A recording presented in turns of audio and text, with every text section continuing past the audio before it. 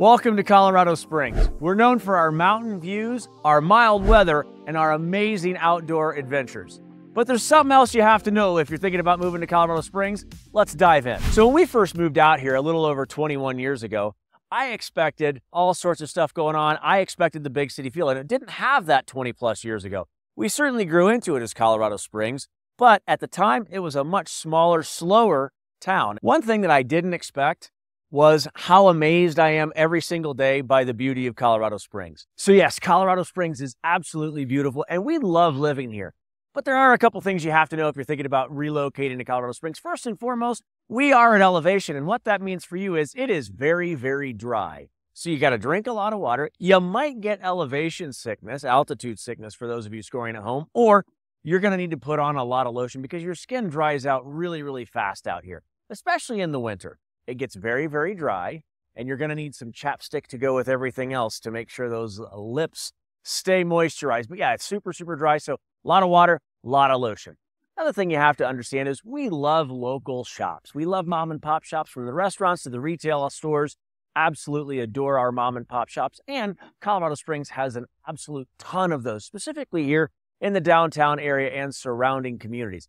It's awesome in Colorado Springs that we love to support local, and you will see that everywhere you go, from breweries, distilleries, restaurants. Even when you're retail shopping, we love supporting local. One of the things that I'm not a big fan of when it comes to Colorado Springs is the traffic. Now, granted, I am your local Midwestern homegrown kid. I got it. And we are a city here in Colorado Springs, and so traffic should be expected, but this is crazy. If you're not new to the channel, you understand we've talked about this a lot. The growth in Colorado Springs has been substantial over the last several decades, and our traffic is very, very thick. We don't have a lot of infrastructure to handle all the growth that we've had over the last several years, and the traffic is indicative of that. So traffic has a tendency to get pretty rough, specifically around that morning and evening commute. During the day, not so bad, but certainly during the morning and evening commutes to and from work and or school. Another thing that you have to understand as you move to Colorado Springs is there are a ton of transplants. Like I just said, a lot of growth over the last several decades. Howdy. And that means there's a lot of transplants. People from all over the country and all over the world have come to Colorado Springs because it is amazing, it's beautiful, and it's an absolutely wonderful place to live. So you have to understand when you get here, a lot of transplants, not too many natives. And I know what you're thinking, natives who are watching this. I wish you'd all just leave. But I think we can all agree that's not going to happen.